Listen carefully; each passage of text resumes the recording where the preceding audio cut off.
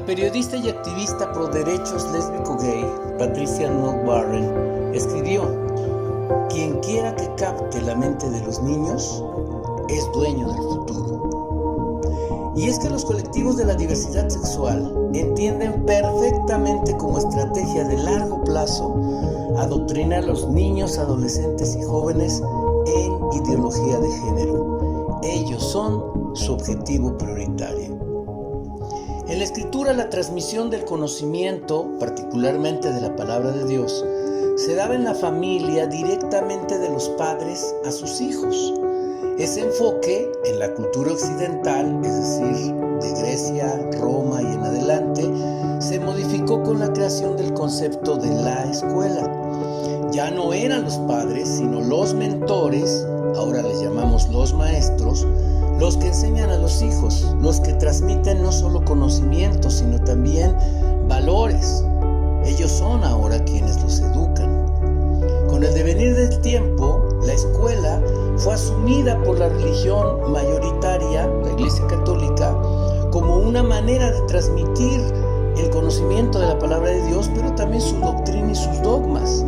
De manera que entonces la educación se volvió contraria a la razón y a la ciencia. Ha sido una tremenda conquista social, no exenta de violencia, que se haya logrado la emancipación de la educación con respecto de la religión. Y en esa conquista participaron los cristianos adheridos a la Reforma Protestante del siglo XVI. Han sido los evangélicos los fundadores de las universidades más importantes de la era moderna, como Harvard, o Princeton, o Yale. A finales del siglo XIX, con la llegada del Evangelio a México, los misioneros traían con ellos un mensaje aparejado con un robusto proyecto educativo, de modo que la educación en México no se entiende sin la aportación de los evangélicos. El extraordinario trabajo educativo de las iglesias cristianas está reflejado preponderantemente en iniciativas vigentes hasta el día de hoy. Por ejemplo, la educación mixta, que niños y niñas puedan aprender en el mismo salón, las mismas materias y por el mismo maestro, es una iniciativa bautista que se implementó en Monterrey, Nuevo León, en el año de 1876. Hasta esa fecha, las niñas estaban absolutamente excluidas de la educación en México. Fue una iniciativa evangélica que las niñas pudieran tener las mismas oportunidades educativas que los niños. Por esas mismas fechas, en Pachuca, Hidalgo, en un colegio que se llamó Los Hijos de Allende, se estableció por medio de la Iglesia Metodista la introducción de un modelo de enseñanza que fue llamado Jardín de Niños. Hoy les decimos preescolar o preprimaria. También en esa misma escuela se estableció la Sociedad de Padres de Familia. Eso no existía en México, sino que fue una aportación de la Iglesia Metodista, que además trajo otra instancia, si no de educación, sí de ayuda social. Se trataban de las guarderías infantiles para permitir a los padres y madres de familia que pudieran acceder al trabajo mientras que la institución proveía un lugar de resguardo para sus hijos. Las guarderías infantiles es una aportación de la Iglesia Evangélica a nuestro país. También en Pachuca, la Iglesia Metodista, en otro colegio que existe todavía, el Colegio Julián Villagrán, ellos establecieron como parte de la currícula escolar la educación física, con un deporte que en esos años era hasta exótico porque no era conocido y que hoy en día es un deporte que se practica en todas las escuelas del país. Incluso en algunas comunidades en el centro hay una cancha de este deporte que es el básquetbol. Además, las iglesias evangélicas que tenían escuelas incluían la educación bilingüe, con lo cual sobrepasaban con mucho cualquier sistema escolar de aquellos años e incluso hasta el día de hoy. Y una aportación más sumamente trascendente, ya en el siglo XX, un gran ideólogo educativo mexicano, don Moisés Sáenz, creyente presbiteriano, instituyó en México la escuela secundaria. Antes los niños terminaban la primaria y saltaban directamente al bachillerato, pero él organizó este sistema educativo educativo que luego fue copiado para toda América Latina y que en México se estableció por decreto presidencial en 1925 por el presidente Álvaro Obregón. Estas y otras muchas aportaciones hicieron que la educación en México floreciera de una manera extraordinaria a través de las iniciativas evangélicas. Lamentablemente este proceso se vio interrumpido en 1926 por la instalación de una ley que se conoció como la Ley Calles, pues el impulsor era el presidente Plutarco Elías Calles. Esta ley trajo como consecuencia la guerra cristera y el desmantelamiento casi total de la estructura educativa implantada por evangélicos, un proceso que se complementaría durante el sexenio del general Lázaro Cárdenas. El gobierno del presidente Cárdenas modifica la Constitución para que la educación en México dejara de ser laica y fuera socialista y por consecuencia atea. En el sexenio siguiente, con el presidente Manuel Ávila Camacho, la Constitución volvió a modificarse para mantenerse por casi 40 años como pública, gratuita y laica. Es a partir del gobierno de Luis Echeverría que se volvió costumbre modificar cada 6 años el artículo 3º constitucional o si no la ley de educación para ir implementando, adicionando o modificando los conceptos de cómo educar en México. Los resultados han sido catastróficos y ahora el nuevo gobierno de la República ha realizado su propia reforma educativa, incluyendo en ella un matiz mucho más profundo de la ideología de género. La ideología de género es un conjunto de ideas anticientíficas que con propósitos políticos autoritarios desarraigan a la sexualidad humana de su naturaleza y la explican exclusivamente a través de la cultura.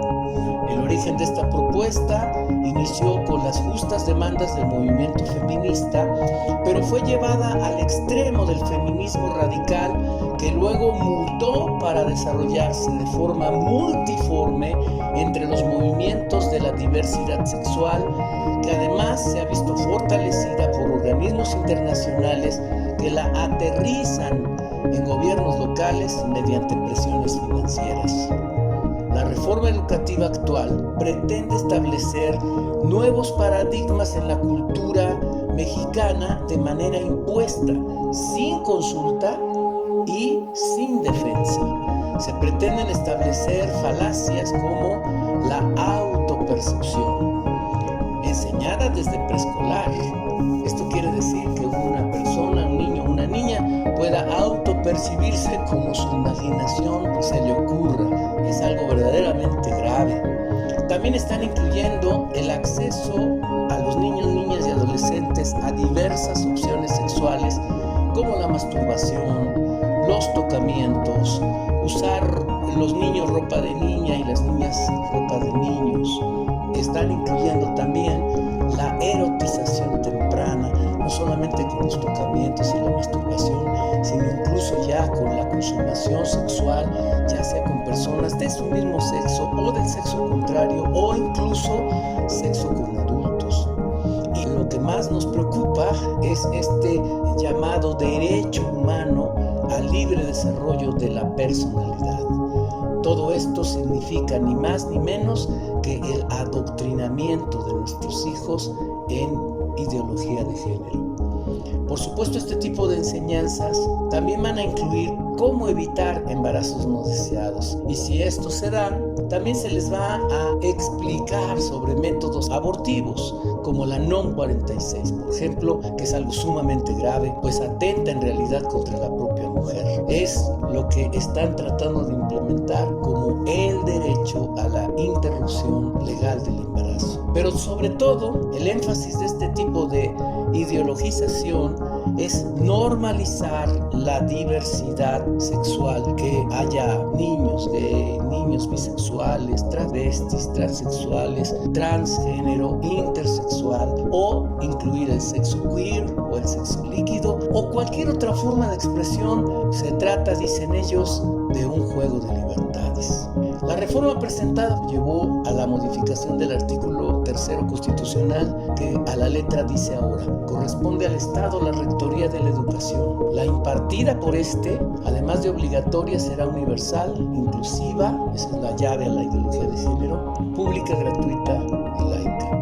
En esta presentación se establece: los planes y programas de estudio tendrán perspectiva de género. Es decir, antes de entrar al tema educativo central que debiera de ser la excelencia en cualquier materia, lo primero que ellos ponen como central es que los planes y programas de estudio tendrán perspectiva de género y una orientación integral, por lo que se incluirá el conocimiento de las ciencias, humanidades, la enseñanza de matemáticas, la lectoescritura, la literacidad, la historia, la geografía, el civismo, la filosofía, la tecnología, la innovación, las lenguas indígenas de nuestro país, las lenguas extranjeras, la educación física, el deporte, las artes, en especial la música, y luego dos conceptos que nos tienen muy preocupados. Dice este texto: la promoción de estilos de vida saludables y la educación sexual y reproductiva. ¿Quién nos va a decir qué estilo de vida es saludable y cuál no? ¿Quién va a ser quien defina lo que significa un estilo de vida saludable? ¿Bajo qué criterios? Y bueno, por supuesto, el tema de la educación sexual y reproductiva, que será enseñada desde preescolar y a través de todos los grados de educación.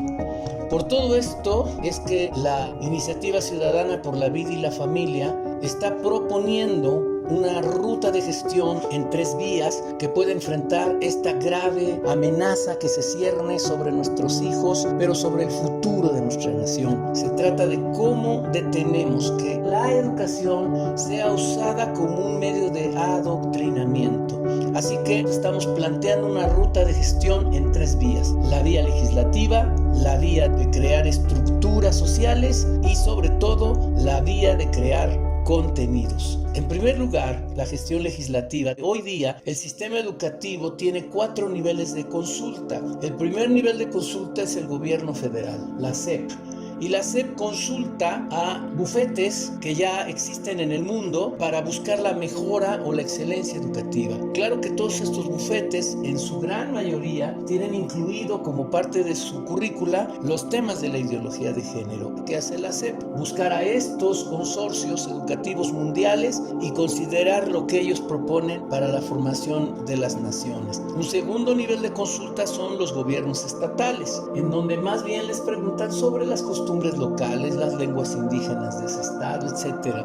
Un tercer nivel de consulta son los maestros, el magisterio, normalmente las comisiones de los sindicatos que tienen que aprobar los contenidos o colaborar en ellos. Y por último, el cuarto nivel de consulta es la sociedad civil. Y dentro de la sociedad civil están incluidos los padres de familia, estén asociados o no. Y este es quizás la oportunidad que tenemos para poder pasar de el último lugar de consulta al primero, porque tanto las leyes mexicanas nos dan como padres el derecho a la patria potestad. Entre tales derechos se incluye el de escoger la educación que reciben nuestros hijos, pero también el derecho internacional, la Convención sobre los Derechos del Niño y sobre todo la Declaración Universal de los Derechos Humanos, en su artículo 26.3, insiste en proteger el derecho de los padres en educar a sus hijos al disponer que, cito, los padres tendrán derecho preferente a escoger el tipo de educación que habrá de darse a sus hijos. Fin de la cita. Esto establece entonces un orden de prelación. Los padres de familia no podemos ser los últimos consultados, debemos ser los primeros en ser consultados. Y eso lo vamos a buscar a través de una gestión legislativa en donde podamos pedirle al Senado de la República, a la Cámara de Diputados y a los congresos locales que se legisle para que los padres de familia podamos ser considerados en el primer nivel de consulta. Pero además vamos a buscar la manera de poder tener acceso a la Secretaría de Educación Pública de manera directa, ya sea a través de ejercicios mediáticos, conferencias de prensa, manifestaciones, lo que sea que nos pueda llevar a tener una interlocución con la Secretaría de Educación para tener intervención en la configuración de los contenidos de la educación que nuestros hijos reciben. Para poder tener fuerza es que vamos a ir por la segunda vía o la segunda gestión, que es la de estructuras. Vamos a constituir 32 sociedades de padres de familia, una por cada estado. Y vamos a buscar que cada sociedad de padres de familia estatal tenga, pero por lo menos 1000 padres de familia afiliados. Eso nos dará entonces una representación no solamente verídica, sino formidable, porque son padres de familia que se adherirán de manera voluntaria, de manera gratuita y además con el único interés de poder proteger a nuestros hijos. Esto no va a devenir en un partido político o en promover algún candidato, nada de eso. Se trata de organizarnos para hacer una fuerza social que pueda construir una coordinadora nacional de padres de familia que sea la interlocutora válida con la Secretaría de Educación Pública. Esta coordinación o unión nacional, como le vayamos a poner, tendrá un comité ejecutivo nacional, un consejo consultivo, una junta de presidentes que serán los presidentes de cada estado y una serie de secretarías que estarán trabajando como única finalidad de establecer no solamente la educación de excelencia, de calidad, etcétera, sino sobre todo proteger a nuestros hijos de cualquier adoctrinamiento en cuestiones de ética, moral o de ideología de género. Supongamos que logramos finalmente llegar hasta la Secretaría de Educación y ellos nos digan qué es lo que proponen. Precisamente por eso la tercera vía de gestión que vamos a empezar a realizar, de hecho ya se está llevando a cabo, es organizar a docentes cristianos de todo el país para encargarles la creación de un plan de estudio por área educativa, grado escolar o nivel de educación. Este proyecto educativo tiene que incluir su sustento pedagógico, los ejes temáticos de cada materia, la selección de temas, la definición de objetivos o aprendizajes claves esperados, una distribución anual, etc. Se trata de crear una propuesta educativa integral, no religiosa, no tendenciosa, no ideologizada. Se trata de tener un programa absolutamente laico, científico, pero que enseñe como eje central con perspectiva de familia. Esto es lo más fundamental, que la perspectiva no sea ideológica, sino de la familia, que es la que solidifica las naciones, porque una nación será tan fuerte como lo sean sus familias. Nuestro gran desafío es el tiempo. La SEP tiene plazos que ya están corriendo para poder presentar su plan de estudios 2020-2021 y ya han instalado todos estos contenidos dentro de los planes de estudio, de los libros de texto y de las herramientas pedagógicas. Por eso es que con líderes de toda la nación nos reuniremos para planear este segundo semestre de 2019 en el que vemos como una seria amenaza no solo el avance de este proyecto educativo, sino las leyes que están ahora en comisiones, tanto en la Cámara de Diputados como en el Senado, y que amenazan con transformar la concepción de vida y familia que tenemos en nuestro país. Los siguientes 6 meses, amigos, podrían convertirse en el cambio de paradigma de lo que conocemos hoy como nuestra nación. En solo 6 meses, si no hacemos algo radical, contundente, si no enfrentamos a la ideología de género, nos vamos a ver confrontados con una realidad terrorífica, ya instalada a través de leyes que nos van a obligar a atentar contra nuestras propias convicciones éticas y morales, que podrían atentar directamente contra la libertad de expresión, incluso contra la libertad religiosa. El peligro verdaderamente es grave. Estamos frente a una situación de alarma nacional. Lo que más nos preocupa es que muchos cristianos todavía no se han dado cuenta o no están entendiendo de qué se trata. Pero estamos enfrentándonos a un gobierno que pretende imponernos ideología de género desde preescolar hasta la universidad, que pretende imponernos ideología de género en prácticamente todas las acciones de la vida pública del país. Es importantísimo que cobremos la relevancia de este momento, porque para este tiempo hemos venido. Dios nos ha traído hasta aquí para que podamos ser una atalaya que le anuncie a la nación que este es el momento en defender los principios y valores del reino, que este es el momento de defender a nuestros hijos, a nuestras familias, a nuestras generaciones futuras. Este es el momento de los cristianos para hacer frente a la ideología de género y poder decir que por supuesto tenemos una opción mejor, que son los valores éticos y morales que nos enseña la palabra de Dios. No es lo que vamos a poder hacer, es lo que en el nombre del Señor haremos, Que Dios nos ayude y que Él nos bendiga.